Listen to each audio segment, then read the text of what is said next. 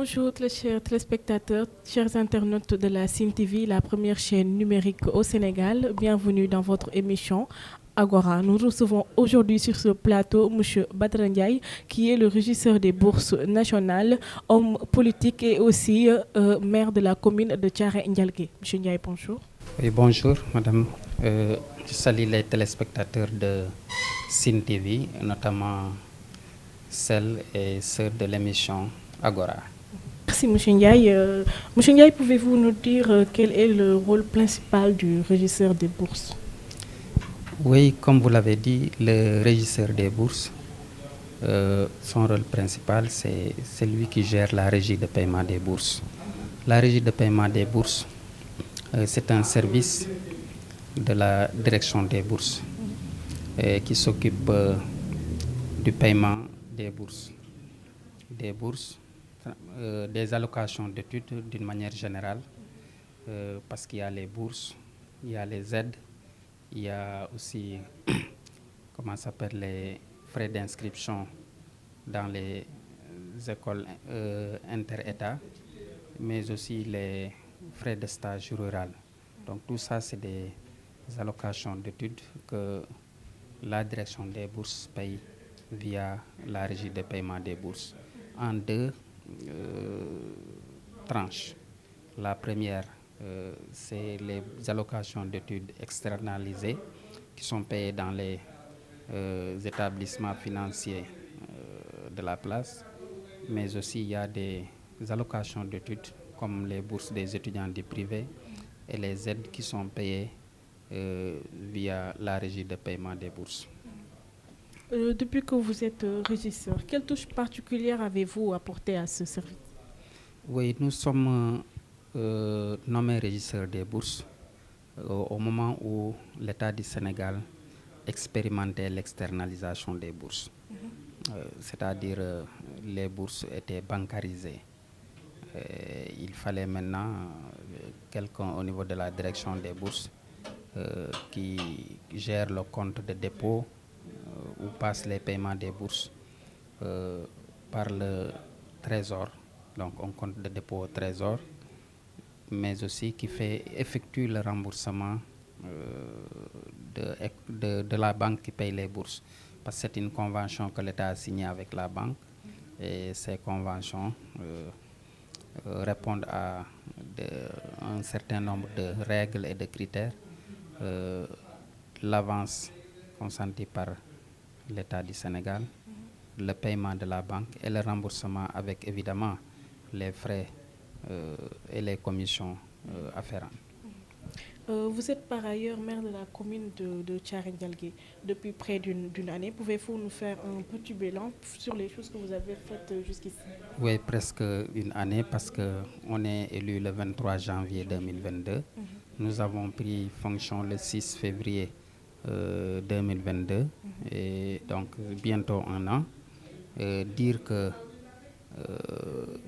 si on fait un bilan, c'est tout un tas de personnes à féliciter, notamment le conseil municipal, mais l'administration communale et les autorités administratives, mais également toute la population de Thiaroye-Ndialgué, parce que c'est tout un chacun qui a mis du sien pour que nous avons obtenu ces résultats que nous avons aujourd'hui. Des résultats d'ordre d'investissement, mais aussi des résultats d'ordre social. Les investissements, parce que tout le monde connaissait l'exécuté des locaux de la commune de Thiaroye-Ndialgué. C'était un magasin, les gens étaient entassés, mais quand nous sommes venus, nous avons dit que nous n'allons pas attendre la construction de l'hôtel de ville pour mettre les agents dans de bonnes conditions. Parce que mettre les agents dans de bonnes conditions, c'est arriver à avoir des résultats, à faire des performances. C'est pourquoi nous avons réfectionné les locaux, nous avons climatisé les bureaux, nous avons séparé l'état civil au secrétariat municipal Et nous avons créé, via maintenant l'organigramme type des communes, que nous l'avons puisé dans le décret du chef de l'État, nous avons mis en place le bureau du chef de cabinet, le bureau de l'assistant au maire, le bureau des adjoints et également le bureau du chef de division administratif et financier. Et tout ça, nous avons mis en place du matériel, de la logistique et des climatiseurs pour qu'ils soient dans de bonnes conditions. Ça, c'est notoire, mais sur le plan des conventions, nous avons signé avec le FERA, le Fonds d'entretien routier autonome, une convention qui a permis à 73 jeunes d'avoir des contrats pour s'occuper de la voirie au niveau de la commune de Thiaré Ndialgui. Ces 73 jeunes font partie de la commune. Ce sont des jeunes de la commune seulement? Évidemment, c'est des jeunes de la commune parce que l'appel d'offres a été lancé, l'appel à candidature, et nous avons retenu des jeunes, garçons et filles, des femmes qui s'occupent de la voirie, même si ce n'est pas tellement dense, mais le désensablement, les actions de salubrité sont les travaux qui sont en train de mener au niveau de la voirie de Thiaré Ndialgui. Et nous avons aussi, avec ce même FERA, signé une convention de 5 km de pistes entre le village de Thiaré Ndialgui et le village de Bof Mbalem. Nous avons aussi signé avec le PNDL une convention de 20 millions qui va nous permettre de faire de la culture hors saison dans un périmètre maraîcher dans le village de Mbelgor, qui est pratiquement à la frontière de la commune de Ndiob. Nous avons aussi signé en phase de signer avec l'agence de développement local une convention de 15 millions pour réfectionner le marché hebdomadaire de la commune de Thiaré Ndialgui. Donc c'est tous des projets à long terme? Non, ils sont à exécuter parce que le FERA est déjà en place. Le PNDL, le conseil municipal a déjà siégé et examiné le dossier. Ça a été validé par le conseil municipal, approuvé par le sous-préfet. Et avec l'agence régionale de développement, nous sommes en train de monter le dossier pour que véritablement ce périmètre maraîcher puisse voir le jour. L'ADEL aussi, c'est un projet. C'est qu'en janvier, nous allons signer la convention. Nous en avons déjà discuté avec le conseil municipal et nous avons l'accord de porter ce dossier et de signer la convention avec le directeur général de l'ADEL. Parce que ce marché hebdomadaire pourra être véritablement des niches pour recouvrer des recettes qui pourront nous aider dans la fonctionnalité des travaux au niveau de la commune de Thiaré Ndialgui. Quand on parle de bilan aussi, même si l'État du Sénégal a fait un gros effort pour l'électrification rurale via l'ASER et le PUDC, la commune de Thiaré Ndialgui est une commune de 30 villages et presque 74 hameaux. Aujourd'hui, nous sommes à 11 villages électrifiés et 11 villages en phase d'être électrifiés d'ici à la fin du mois de décembre. Ce qui veut dire que à un an, nous allons avoir 22 villages électrifiés sur les 30. Du côté de l'eau et de l'assainissement aussi, nous avons 3 forages. Les comités de pilotage sont installés. Avec les gérants agréés, nous sommes en train de voir comment raccorder les 3 forages pour que s'il y a une panne électrique, une panne autre que l'électricité, l'autre forage peut accompagner l'autre. Ça, c'est une jonction que nous allons faire entre les forages. Mais également, nous avons parlé avec ces gérants agréés, ces comités de pilotage pour que le réseau soit beaucoup plus élargi dans les villages qui n'ont pas encore un point d'eau ou bien dans les villages où le débit est faible, notamment vers les villages de Maronem, Ndofane et Djadjel. Voilà donc en gros ce que nous sommes en train de faire tout en maintenant les acquis qui étaient là, à savoir les dotations au niveau des établissements scolaires, au niveau de la santé, au niveau aussi de la jeunesse, des étudiants. Donc nous avons vu à la hausse l'enveloppe de subventions. Aujourd'hui, au niveau de l'éducation, nous sommes à 8 500 000. Au niveau des étudiants, nous sommes à 3 millions. La culture, 2 millions. Le sport, 1 500 000. Et nous savons que c'est des enveloppes très, très faibles. Mais nous avons discuté avec les responsables de ces activités et que nous allons revoir à la hausse ces enveloppes pourvu que les activités à planifier seront ce que nous allons comment ça s'appelle encore, comment le dire, les activités à planifier seront en congruence avec l'enveloppe établie. Bien évidemment. Quelle est votre appréciation par rapport à l'ouverture de la section budgétaire, notamment le vote du budget 2023? Oui, des appréciations positives. J'ai l'habitude de dire aux administrés de la commune de Tara-Ndiargui qu'une commune, c'est un mini-État. Donc, ce que nous sommes en train de faire au niveau local, c'est ce qui se passe à un niveau macro. Au niveau local, nous avons fait avec les commissions techniques un travail très important à rencontrer les chefs de village, les ASC, les femmes, donc toutes les couches sociales, les acteurs qui sont au niveau de la commune de Thiaré-Ndialgui pour avoir des éléments d'appréciation. Et ces éléments d'appréciation, les commissions techniques se sont réunies pour avoir un document de planification des actions à mener dans la commune, ce qui nous a poussé à un débat d'orientation budgétaire. Et voilà, dans la semaine prochaine, nous allons préparer le budget et voter ça au niveau du conseil municipal. C'est la même chose, ce qui se fait au niveau national.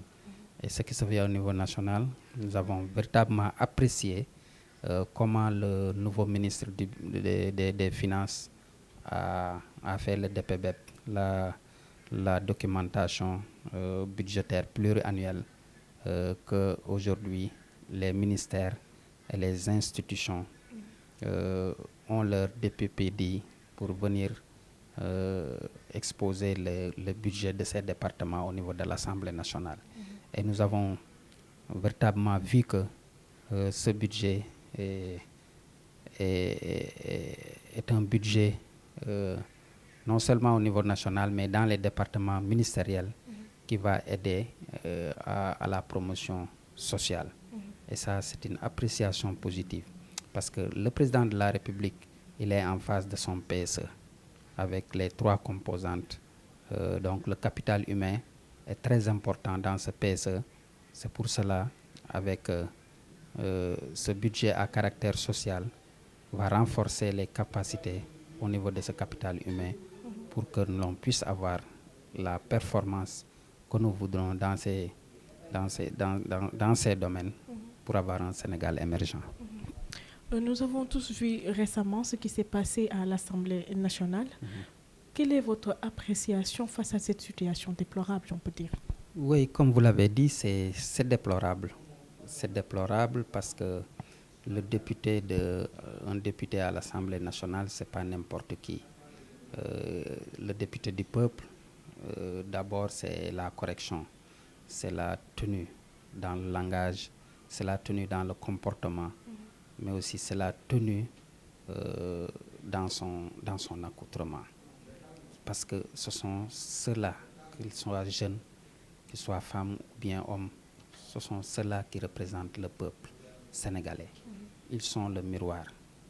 ils sont censés savoir ce qui se passe dans les coins et les recoins du Sénégal, dans les autres secteurs, pour défendre euh, ces secteurs ou bien ces populations au niveau de l'hémicycle. Donc ça doit être véritablement un débat d'idées à l'hémicycle, mais pas un rapport de force. Et ils le savent, ce sont des intérêts euh, propres. Ce ne sont pas des intérêts de l'État, des intérêts de la population. Parce que si c'était un intérêt de la population, ils ne vont pas se chamailler jusqu'à arriver à ces détails. Véritablement, c'est avec un cœur meurtri que je parle de cette situation. Je ne veux même pas en parler. Et ce n'est pas que deux ou trois députés ont ce comportement que tout, que tout le monde soit mis dans le même sac. Il y a des députés de valeur, il y a des députés qui savent leur rôle, qui savent ce qui les a amenés là-bas.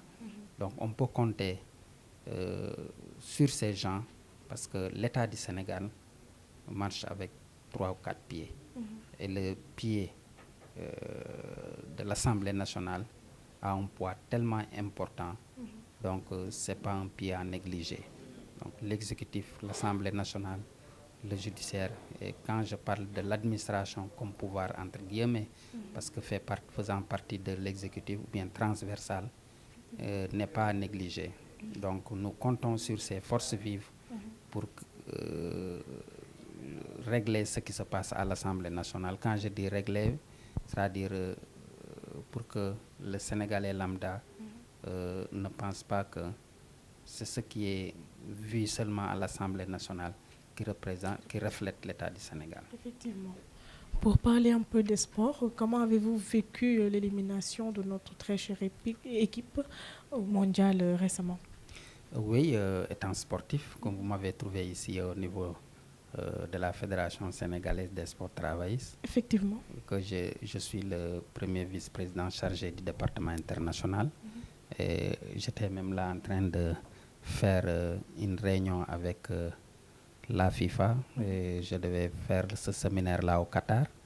Mais je me suis dit que je vais rester à Tcharendialgui, suivre la Coupe du Monde avec les populations de Tcharendialgui. Nous avons même vu que vous avez organisé des fan zones là-bas. On a organisé des fan zones, raison pour laquelle je ne suis pas allé au Qatar, parce que la population de Tcharendialgui mérite de suivre cette Coupe du Monde avec des fan zones.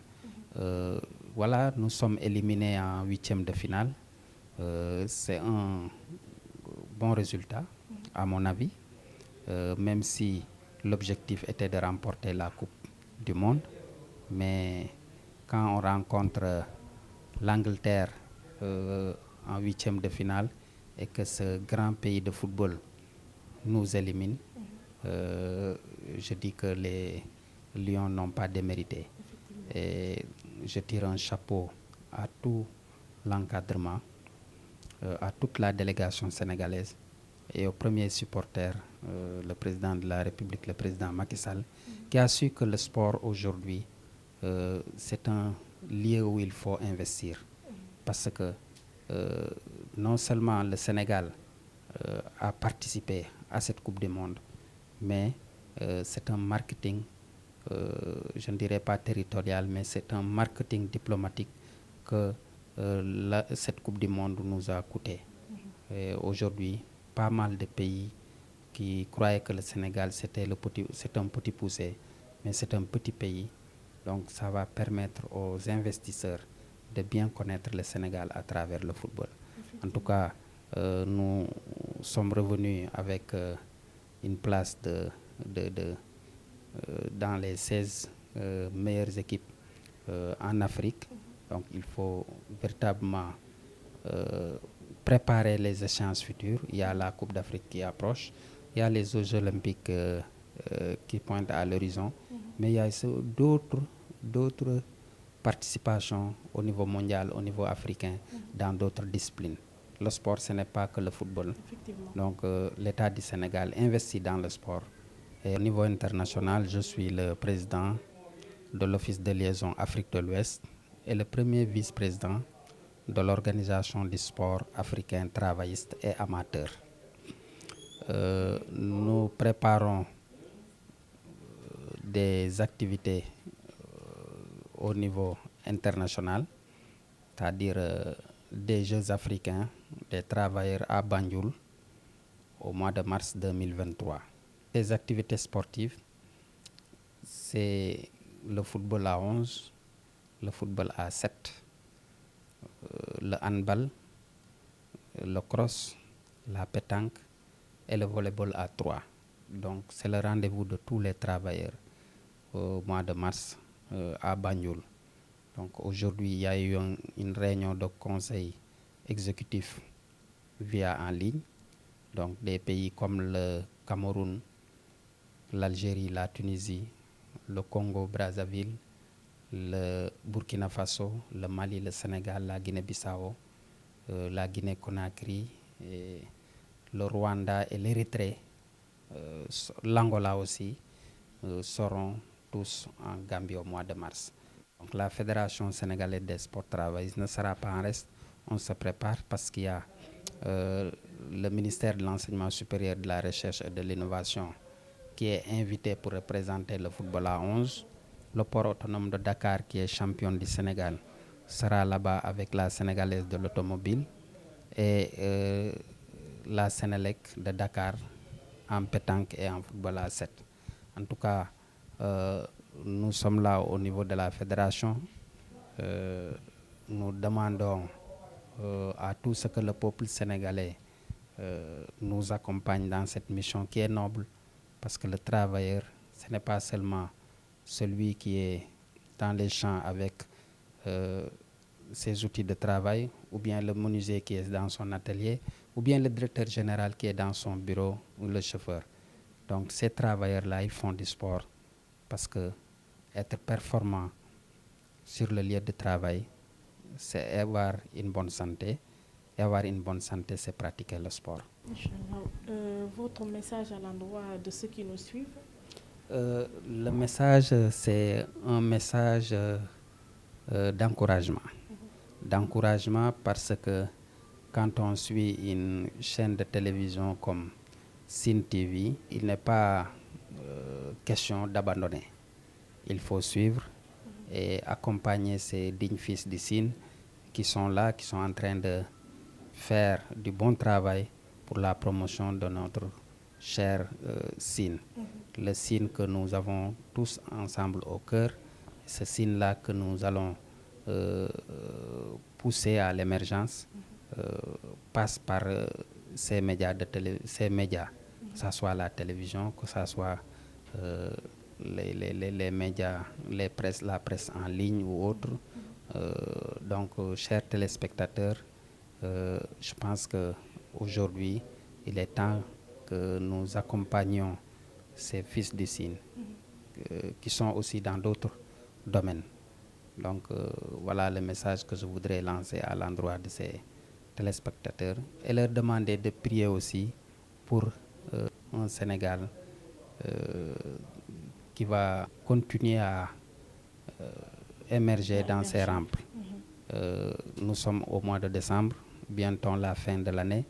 Je profite de cette antenne pour souhaiter une bonne fin d'année 2002 à toute la population du Sénégal, à tous ceux qui suivent Sine TV, mais également dire que l'année 2023, que ça soit une année heureuse et une année de prospérité pour tous.